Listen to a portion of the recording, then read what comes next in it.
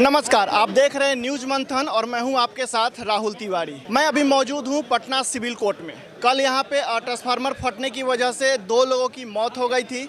उस मामले में उनकी मांग है मृतकों को 50 लाख रुपए दिया जाए और परिवार में एक लोग को नौकरी दिया जाए। आज 5 बजे मृतक की आत्मा की शांति के लिए कैंडल मार्च हम लोग करेंगे और जो देवेंद्र बाबू डेथ किए हैं जिस जगह पे, उस जगह एक उनकी समाधि भी हम लोग लगाने का बात तय डिसाइड किया गया है।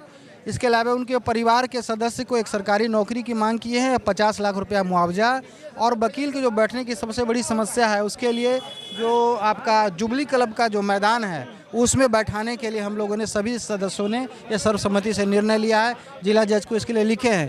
प्लस और भी जो जगह है, ये सिविल सर्जन का पुराना भवन है, उसमें भी वकील को बैठाया जाए। ये सब का मांग हम लोगों ने जिला जज को लिख के दिया है और आज हम लोग फुल टाइम कंडोलेंस में हैं। और हम लोग की जो मांग लिखित में आज जो दी गई है जिला जज को, अगर वो नहीं माना जाता है तो अनिश्चितकालीन हड़ताल पे हम लोग चले जाएंगे। ये मैं आपको डीबीए पटना का जो आज की जो मीटिंग है उसके बारे में बता रहा हूँ। मैं कोई पॉलिटिकल बता नहीं रहा हूँ। अब मैं बता देता हूँ बात, पॉलिटिकली बातें जो भी हो, इसमें सबसे बड़ा दोष गलती है तो विद्युत विभाग का, बिजली विभाग का है। जो समय समय से अगर वो मेंटेनेंस देखता करता तो ये घटनाएँ नहीं होती।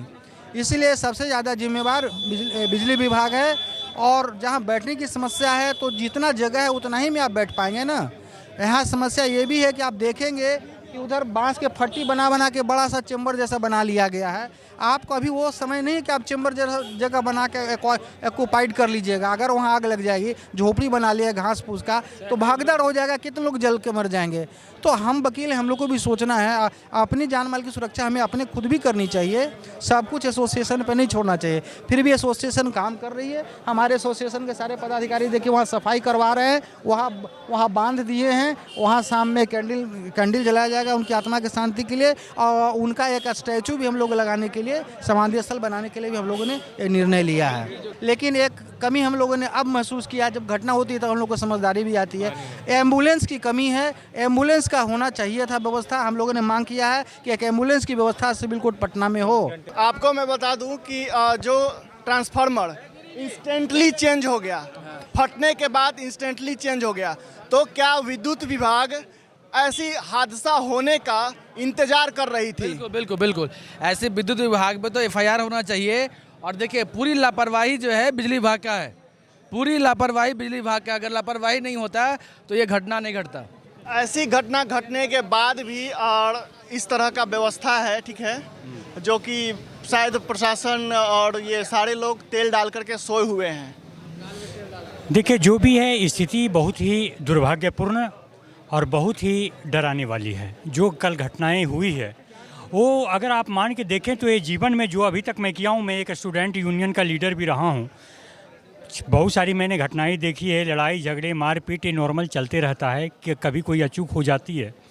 लेकिन जो आंखों के सामने जो इतने हज़ारों के भीड़ में एक ऐसी घटना घटी और कोई स्तब्ध थे देख करके। कुछ लोग तो हम उनको बहुत साहसी और वीर, अग्निवीर ही कहते हैं, जो उस स्थिति में भी लोग बचाने के लिए।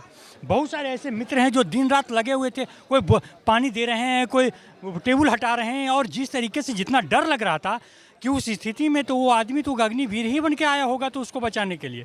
लेकिन ये कैसी घटना है कि आज जो जिसे कहते हैं कि हम लोग तो न्याय के मित्र हैं, हम समाज के एक वैसे बुद्धिजीवियों में हैं जो कि हम लोगों की समस्याओं का हमसे लोग उम्मीद करते हैं। वकीलों से जब दुनिया छोड़ देती है उसको, तो लोग मेरे पास आते हैं। और जब हम ही अगर सुरक्षित नहीं रहेंगे तो हम लोग किसको हम न्याय दे पाएंगे।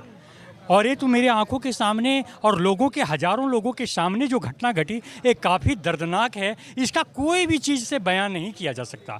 लेकिन जो अभी वर्तमान में है कि अभी इसको देखते हुए अगर कुछ सुधार करने की कोशिश की जाए तो हमें लगता है कि इसमें नई प्रगति आने की संभावना है। और मुझे लगता है कि इस घटना से लोगों को सीख लेनी चाहिए।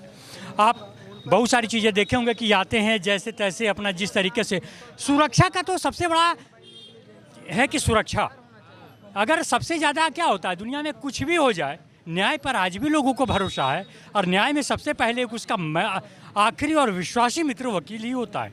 अगर वो सुरक्षित नहीं रहेंगे तो हम बेहतर न्याय कार्य नहीं कर पाएंगे। तो मुझे लगता है कि सबसे पहले सुरक्षा, उसको बैठने की व्यवस्था हो। देखिए अब कैसे कैसे जगह बैठे हैं। क्या कोई आदमी अगर कोई क्लाइंट आता है अपने वकील से उम्मीद करता है कि हमारा किसी तरह कहीं से अच्छा जगह, उसको पानी पीने तक का भी जगह नहीं मिलता है। वकील खुद खड़े होकर के काम करते हैं, कितनी पीड़ादायी होती है उस वक्त देखते हैं।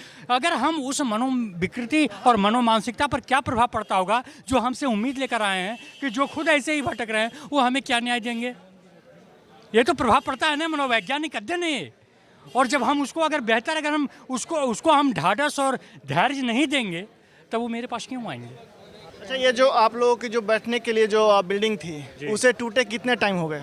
हमको लगता है कि 1 महीना से तो काम शुरू हो रहा है और एक काम से तो सब जैसे तैसे ही बैठे हुए हैं, है ना। और 2-3-4 जगह बने भी हैं, लेकिन वकीलों की संख्या ज़्यादा है। अगर वकील बैठेंगे तो उनके क्लाइंट दिन भर खड़े रहेंगे, तो ऐसे थोड़ी स्थिति होती है। कम से कम हम उसको बैठने का जगह नहीं देंगे तो ऐसा स्थिति हमने कई वकीलों को देखा है जो कि अपने खड़े होकर के अपने क्लाइंट को कहते हैं कि आप बैठ जाइए, क्योंकि वो हरासमेंट होता है, मानसिक परेशान होता है। वह अगर हम उसको बेहतर सुविधा नहीं देंगे तो मेरे पास क्यों आएंगे वो।